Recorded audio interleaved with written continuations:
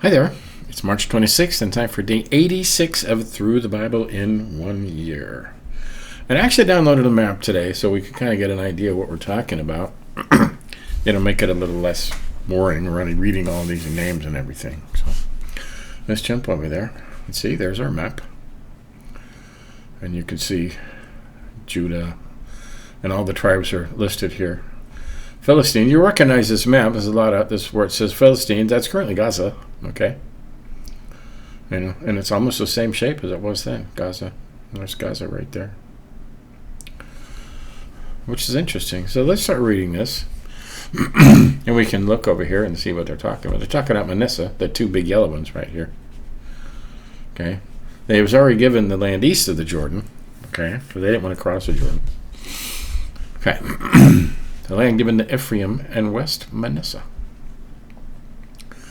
The allotment for the descendants of Joseph extended from the Jordan River near Jericho, east of the springs of Jericho, through the wilderness and into the hill country of Bethel. From Bethel, that is Lewis, it ran over to Adaroth and the territory of the Archites, and it descended westward to the territory of the Japhalites, as far lower Beth Horon then to Gezer and over to the Mediterranean Sea.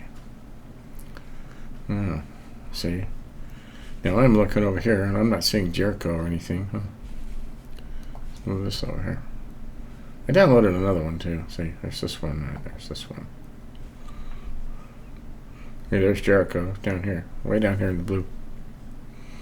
Okay. So interesting, huh? Okay, and over to the Mediterranean Sea up here. This was a homeland allocated to the families of Joseph's sons, Manasseh and Ephraim. It's this big orange. They got a lot. Huh?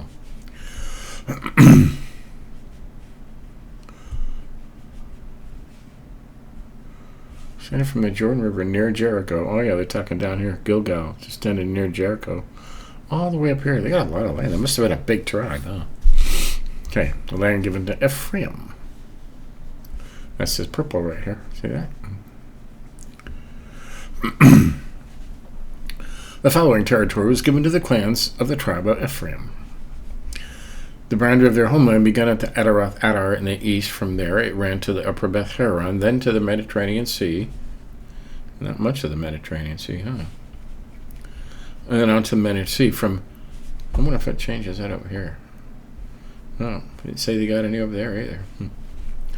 This other went on to the Mediterranean Sea. From Michmath on the north, the boundary curved eastward past Tanasilo to the east of Genoa. From Genoa, it turned south to Torah and Nerah, touched Jericho. It's touched Jericho right here.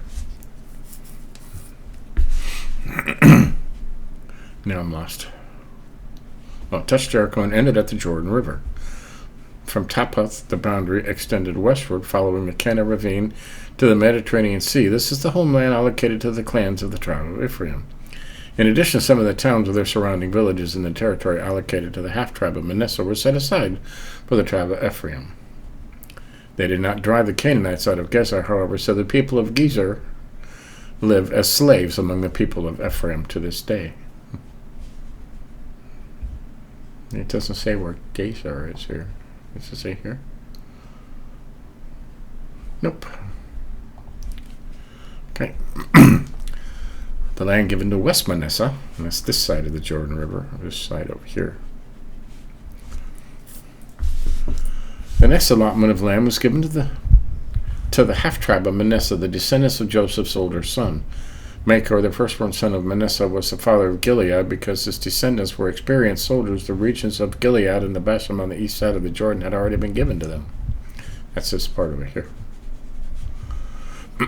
So the allotment on the west side of the Jordan was for the remaining families within the clans of the tribe of Manasseh. Here we go. Abiezer, Halak, Ezra, Shechem, Hefer, and Shemida.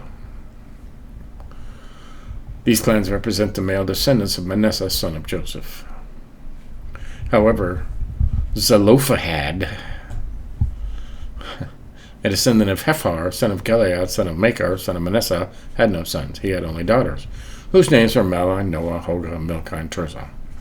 These women came to Eleazar, the priest, Joshua son of Nun and the Israelite leaders and said, "The Lord commanded Moses to give us a grant of land along with the men of our tribe." So Joshua gave them a grant of land along with their uncles as the Lord had commanded. As a result, Manasseh's total allocation came to 10 parcels of land in addition to the land of the Gilead and Bashan across the Jordan River, because the female descendants of Manasseh received a grant of land along with the male descendants. The land of Gilead was given to the rest of the male descendants of Manasseh. It didn't say which ones either on each one that they gave the women, huh? Interesting. Oh, okay, let's talk about boundaries. The boundary of the tribe of Manasseh extended from the border of Asher to Michmetheth near Shechem. Do you see Asher on here anywhere? See, I don't see Asher.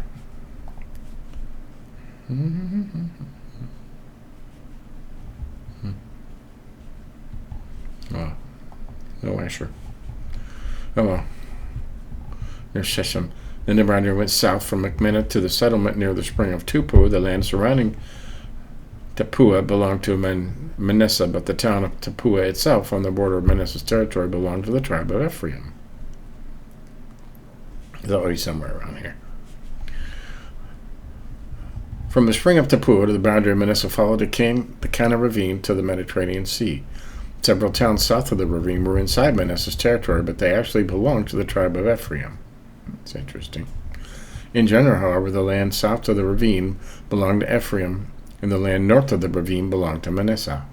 So somewhere in here there's a ravine, right? I think this one's a little more. Anyways. Not get lost again. Belonged to Manasseh. Okay, Manasseh's boundary ran along the northern side of the ravine and ended in the Mediterranean Sea. North of Manasseh was the territory of Asher, and to the east was the territory of Issachar. Asher and Issachar. See, there's Issachar and there's Asher. Okay, and Zebulun is right between them. The following towns within the territory of Issachar and Asher, however, were given to Manasseh: Besan, Elam, Dor, that's Naphtali, Endor, Tabaka, Megiddo, each with their surrounding settlements. Megiddo. Yeah, I don't see Megiddo. Oh, there's Megiddo right here. It says in Megiddo that's where the final battle between good and evil, Lord and Satan, will be fought, is in Megiddo. There's a big plain right there. But that's later in Revelations.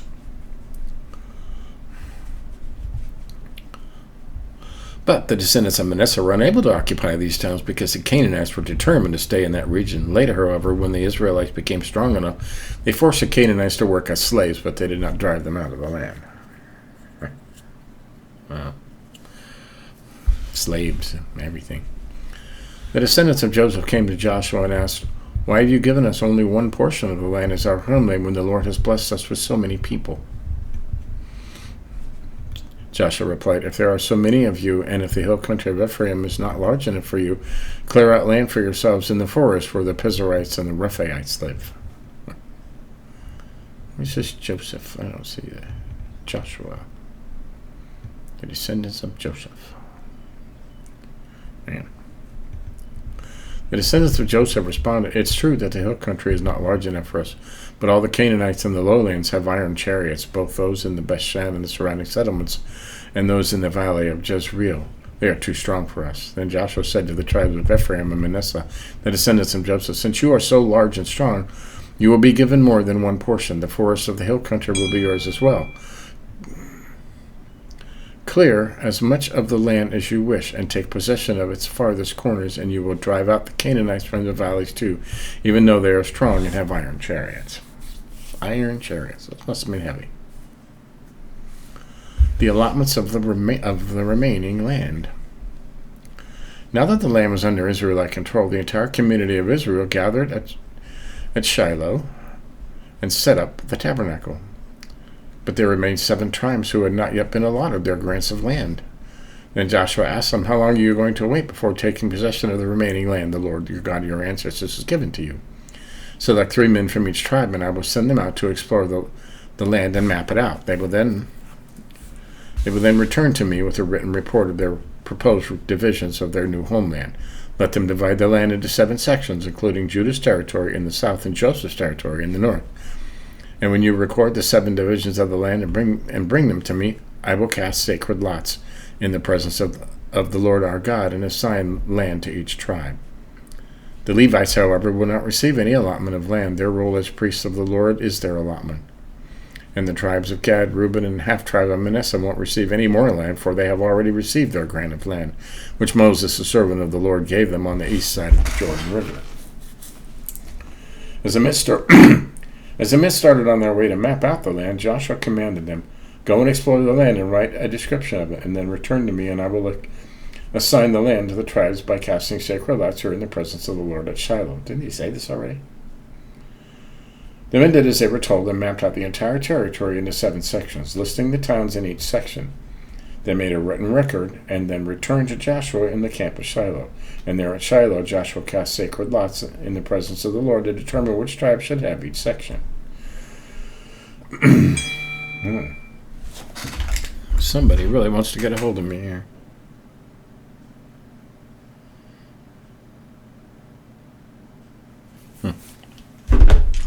Dumb stuff.